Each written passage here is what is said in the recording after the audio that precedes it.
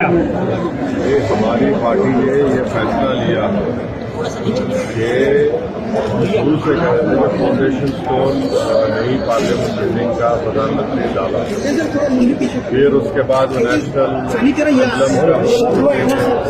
Inauguration किया। अब ये तीसरा मौका है कि वो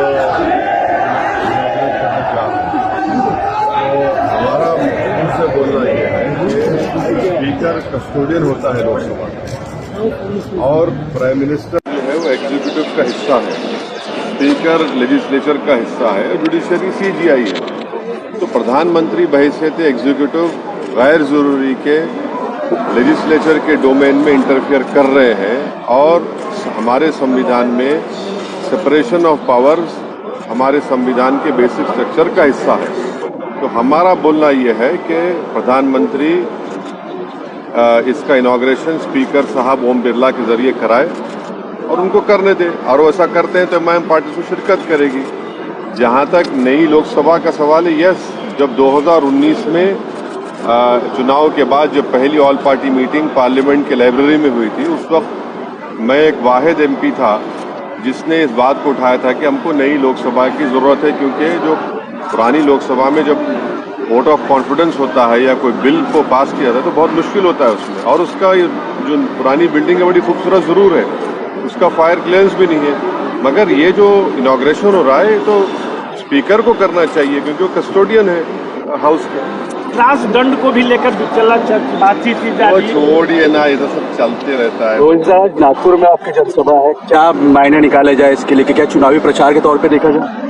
ये पार्टी के प्रोग्राम है, पार्टी के प्रोग्राम को आए हैं, पार्टी को स्ट्रेंथन करने के लिए हमारी जिम्मेदारी है, हमारे जिम्मेदार लोग काम कर रहे हैं, तो आए। केसी राव की जो पार्टी है वो महाराष्ट्र में एक तरफ से आ रही है, क्या कहेंगे इसको 2024 को?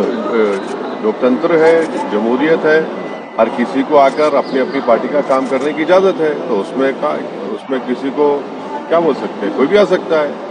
केरल में एमआईएम लोकसभा चुनाव में किसी के साथ गठबंधन करेगी या अकेले चुनाव लड़ने वाली है? अभी टाइम है ना, अभी तो टाइम है, जब आएगा टाइम बताएंगे आपको। सर, केरल के महाराष्ट्र में अभी ऐसे सिचुएशन है कि एमआईएम को कोई साथ में लेना नहीं चाहता। हाँ, कोई साथ नहीं लेना चाहता है। हाँ। कोई बात नहीं, अल्लाह हमारे साथ है, जनता हमारे साथ है। सर, उद्धव ठाकरे के साथ आपकी मुलाकात होने वाली थी। हाँ? उद्धव ठाकरे के साथ आपकी मुलाकात होने वाली थी। किससे? उद्धव ठाकरे के साथ आपकी मुलाकात होने वाली थी। आपके ख्वाब में आके बोले वो? नहीं, क्या बात करते हैं आप? अभी प्लेन से मैं उतरा हूँ, आप आए क्या? अरे छोड़िए। केरल के मंदिरों में आरएसएस पे बैन लगाने की बातचीत थी। केरल में जितने भी मंदिर हैं वहाँ पे आरएसएस की जो शाखाएं होती है उस पे बैन लगाने की बातचीत की गई है, सरकार कह रही है। मुझे नहीं मालूम, मैं तो आपसे सुन रहा हूँ, मुझे नहीं। मेरा सर जो हुआ उसके बारे में कुछ कहेंगे आप? मीरठ में तो झूठा इल्जाम लगाया गया है, हमारे कॉरपोरेटर्स थोड़े खड़े हुए, गैर जरूरी तौर पर बीजेपी के लोग वहाँ पर एग्रेसिवनेस दिखाए, गैर जरूरी तौर पर गाली गलौज किए और दबाने की कोशिश किए, मगर हम बीजेपी के लोगों से कहना चाहेंगे कि एमआईएम से मत करिए आप। अगर आप इस तरह करेंगे तो फिर हम भी आपका जवाब देंगे जमहूरी तरीके से। नागपुर के कुछ मंदिरों में ड्रेस कोड लागू किया गया है, कल से कुछ नोटिस बोर्ड लगाए हैं, आपका उसमें मेरे को नहीं मालूम सर। मेरठ के इशू तो आपकी पार्टी शिरकत नहीं करेगी कल के? हाँ, हमने कहा है ना, अगर प्रधानमंत्री स्पीकर से कराते हैं तो हम बराबर जाएंगे, क्योंकि लोकसभा का कस्टोडियन जो है वो स्पीकर है। स्पीकर है, प्रधानमंत्री बड़े नहीं है लोकसभा में, स्पीकर बड़ा है, लीडर ऑपोजिशन बड़ा नहीं होता है, इसीलिए तो लोकसभा का सेक्रेटेरिएट अलग है, लोकसभा का सेक्रेटेरिएट अलग है, लोकसभा अलग ही है, वो लेजिस्लेचर का हिस्सा है। Theory of separation of powers में एग्जीक्यूटिव अलग है, इंडिपेंडेंट है, जुडिशरी इंडिपेंडेंट है, एग्जीक्यूटिव और लेजिस्लेचर अलग है। ये प्रधानमंत्री सब में चले आ रहे हैं, तो वो जाए, उनका नाम तो आ गया ना फाउंडेशन फ्लैग पे, स्पीकर को कराए, ओम बिरला से कराए, क्या होगा? आसमान तो नहीं गिरने वाला है ना, आसमान तो नहीं गिरेगा।